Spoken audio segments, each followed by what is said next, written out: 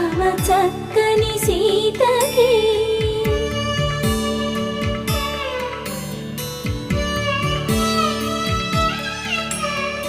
ఎర్ర జాబిలి చేయి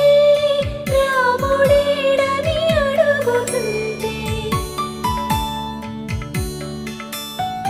చూడలేదని పెదవి చెప్పే చెప్పలేమని కనులు చెప్పే నల్ల పూసై